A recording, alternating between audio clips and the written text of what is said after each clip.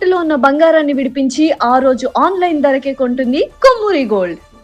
ఓం గం గణపతయే నమః. స్వర్ణలక్ష్మి నమస్తే అస్తు. పరబ్రహ్మ స్వరూపిణి రాజ్యం దేహి ధనం దేహి సర్వకామాంచ దేహి మే. గణపతి మనందరికీ మంచి బుద్ధిని సిద్ధిని సక్సెస్ని ఇవ్వాలని చెప్పేసి కోరుకుంటూ, స్వర్ణలక్ష్మి అమ్మవారు మన అందరికీ చక్కగా బ్రహ్మ జ్ఞానాన్ని కలిగించాలని, తద్వారా మనం ప్రతిదాన్ని శోభాయమానంగా చూస్తూ ఎప్పుడు మనకి దుఃఖం అనేది లేకుండా ఉండాలని చెప్పేసి, ఎప్పుడు ఆనందభరితంగా ఉండాలని చెప్పేసి అమ్మవారిని కోరుకుంటూ, అమ్మవారిని అలానే మనందరికీ చక్కగా సమృద్ధిగా ధనాన్ని ఇవ్వాలని చెప్పేసి, భాగ్యాన్ని ఇవ్వాలని చెప్పేసి కోరుకుంటూ, అంతేకాకుండా మనందరికీ రాజ్యం ఖచ్చితంగా ఒక అథారిటీ, పవరు, స్టేటస్, ఒక దర్పం అవన్నీ మనకు అమ్మవారు ఇవ్వాలని చెప్పేసి కోరుకుంటూ, వీటితో పాటుగా సర్వకామార్థ సిద్ధి, మన మనసులో అనుకున్న ముఖ్యమైన కోరికలన్నీ చక్కగా నెరవేరాలని చెప్పేసి అమ్మవారిని మనం కోరుకుందాం. సో మనం జూలై మంత్ రాశి ఫలాల గురించి మాట్లాడుకుంటున్నాం కాబట్టి, జూలై మంత్ చాలా ముఖ్యమైన అనేక రకాలైన విశిష్టతతో కూడుకొని ఉంది. ఇందులో మనం కొన్ని ముఖ్యంగా చర్చించుకుందాం. ఒకటి, ఈ మాసం వచ్చేటప్పటికి ఫస్ట్ 15 days నిజ జ్యేష్ఠ మాసంతో ఉంటుంది, తర్వాత ఆషాఢ మాసంతో ఉంటుంది. ఈ జ్యేష్ఠ మాసంలో చాలా వరకు పెళ్ళిళ్ళు, ముఖ్యమైన కార్యక్రమాలు ఉన్నాయి. వీటితో పాటుగా ఎప్పుడైతే ఆషాఢ మాసం స్టార్ట్ అవుతుందో ఇందులో చాలా చాలా ముఖ్యమైన పనులు అయితే ఖచ్చితంగా ఉన్నాయండి. ఒకటి మనం చూసుకుంటే గురుమూఢమి స్టార్ట్ అవుతుంది. ఎప్పుడైతే గురుమూఢం స్టార్ట్ అవుతుందో, ఈ గురుమూఢమి మనకి జూలై 15 నుంచి ఆగస్టు 13 వరకు ఉంది. ఈ డేట్స్లో మనకి వివాహాలు కానివ్వండి, గృహ ప్రవేశాలు లాంటివి శుభకార్యాలు ఎక్కువగా చేయరు. అది ఒకసారి గమనించవలసిందిగా కోరుతున్నాను. వీటితో పాటుగా మనకి ఇంకొక ముఖ్యమైనది ఏమవుతుందంటే, మనకి దక్షిణాయనం స్టార్ట్ అవుతుంది 17వ తారీఖు నుంచి. అక్కడ నుంచి ఇప్పటిదాకా ఉన్న ఉత్తరాయణం కంప్లీట్ అయిపోయి దక్షిణాయనం స్టార్ట్ అవుతుందని గమనించాలి. తర్వాత 25వ తారీఖున మనకి తొలి ఏకాదశి స్టార్ట్ అవుతుంది. దానికి ముందుగా చాతుర్మాస వ్రతం అని చెప్పేసి 4 మాసాలు ముఖ్యమైన మాసాలుగా చాతుర్మాస వ్రతం కూడా ఇందులోనే స్టార్ట్ అవుతుంది. ఇంకొకటి లాస్ట్ అండ్ ఫోర్మోస్ట్ ఇంపార్టెంట్, ఈ 14వ తారీఖు నుంచి 22వ తారీఖు వరకు మనకి చైత్ర మనకి ఆషాఢ నవరాత్రులు అని చెప్తారు. వీటిని ఏమంటారు? గుప్త నవరాత్రులు అంటారు, లేకుంటే వారాహి నవరాత్రులు అని చెప్పేసి చేస్తూ ఉంటారు. ఈ నవరాత్రులు కూడా ఎంతో విశిష్టత కలిగి ఉంది. పర్సనల్గా ఈ 9 రోజులు నేను కూడా చక్కగా సింపుల్గా చేస్తాను, పెద్ద పెద్ద హడావుడిగా చేయకుండా. ఇలా చేసుకునే వాళ్ళందరికీ ఎంతో బాగా ఉపయోగకరంగా ఉంటుంది. లాస్ట్లో ఈ మంత్ మనకి గురు పూర్ణిమతో ఈ మాసం అనేది పూర్తి అవుతుంది. ఇన్ని రకాల విశిష్టత కలిగిన ఈ మాసంలో జ్యోతిష శాస్త్రం ప్రకారంగా కూడాను 3 ముఖ్యమైన గ్రహాలు మారుతూ ఉన్నాయన్నమాట. ఆ గ్రహాలు మనం ఏంటో చూసుకుంటే, జూలైలో 4వ తారీఖు, 7వ తారీఖు, 16వ తారీఖు, 21వ తారీఖు, ఇలా జూన్ అంటే 3 గ్రహాలు మారుతున్నాయి. ఈ మారి గ్రహాలు శుక్రుడు, బుధుడు, సూర్యుడు గ్రహాలు కూడా ఉన్నాయి. 4వ తారీఖు వచ్చేటప్పటికి శుక్రుడు, బుధుడు వచ్చి 7వ తారీఖు, 16వ తారీఖు సూర్య భగవానుడు మారుతూ ఉన్నారనమాట. ఈ యొక్క 3 గ్రహాల యొక్క ప్రభావం మనకి జూలై మంత్లో ఎలా ఉండబోతుందో మనం తెలుసుకుందాం. సో మనం కన్యరాశి ఫలితాలు చూసుకుంటే మిక్స్డ్గా ఉందని మనం చెప్పుకోవచ్చు. మనం జనరల్గా 4 గ్రహాలు మంత్లీ మారుతూ ఉంటాయి. అవి సూర్యుడు, కుజుడు, బుధుడు, శుక్రుడు. ఈ 4 గ్రహాలు దాదాపు నెలకు ఒకసారి మారుతూ ఉంటుంది. కుజుడు మాత్రం 40 daysకి మారుతూ ఉంటాడు.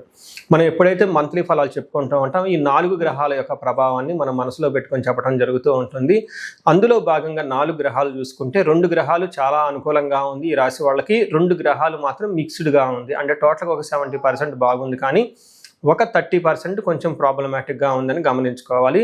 మనం విషయాలు డీటెయిల్గా కనుక చూసుకుంటే, కన్యరాశిలో ఇందులో పాదాలు ఉత్తర 2, 3, 4 పాదాలు, హస్త 1, 2, 3, 4 పాదాలు, చిత్త 1, 2 పాదాలు అంతా ఈ రాశిలో ఉంటారు. పేరు బలం బట్టి మనం చూసుకుంటే టో, పా, పీ, పో, ఠా, నా, పే, పో అన్న లెటర్స్ అంతా కూడా ఈ రాశిలో ఉంటారని గమనించాలి.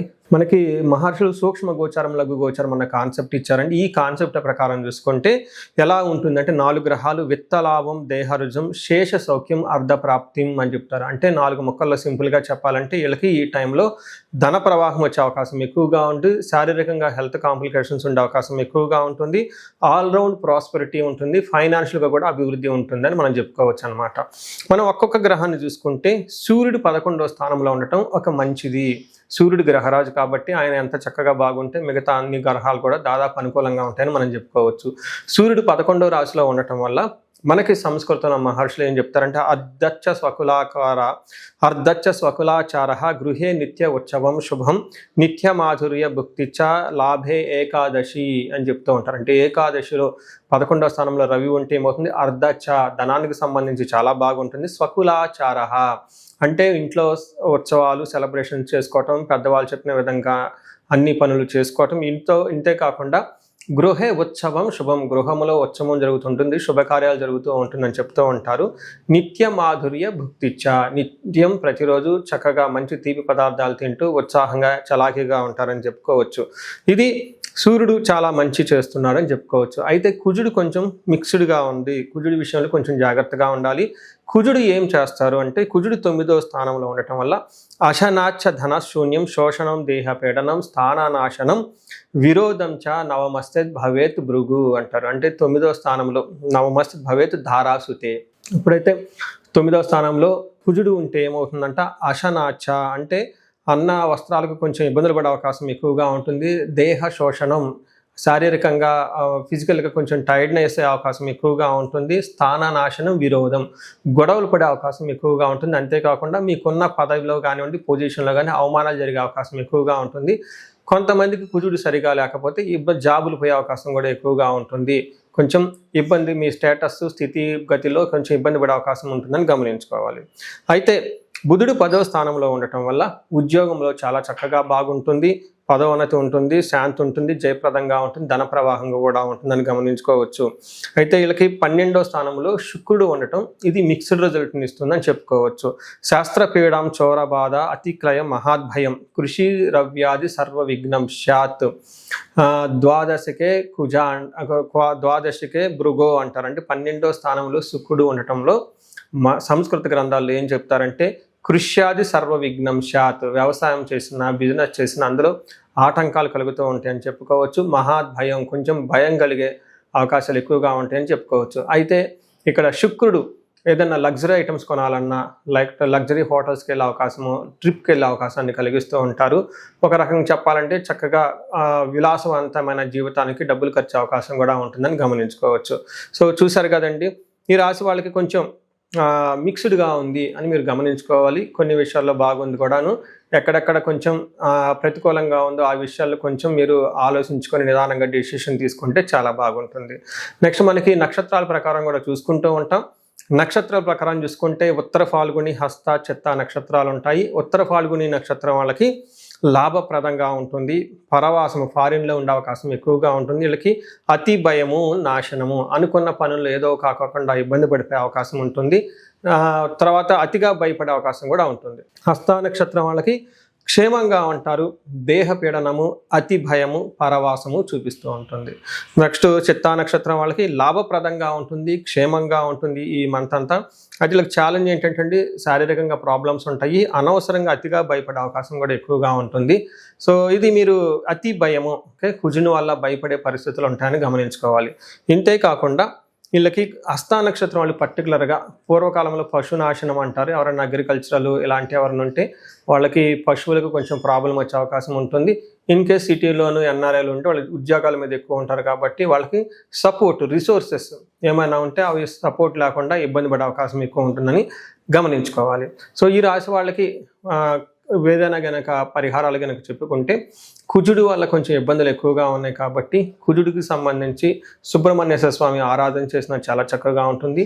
కుజుడికి సంపూర్ణమైన శాంతి పూజలు అని ఉంటాయి. ఈ శాంతి పూజలు చేపిస్తే ఇంకా చాలా బాగుంటుంది. ఇక్కడ శాంతి పూజలు అంటే జపాలు, దాన తర్పణ, హోమాలు అని చెప్తూ ఉంటారు. ఇవి చేపిస్తే చక్కగా కుజుడికి గ్రహానికి బలం పెరిగి చాలా చక్కగా ముందుకు తీసుకెళ్లే అవకాశం ఎక్కువగా ఉంటుంది.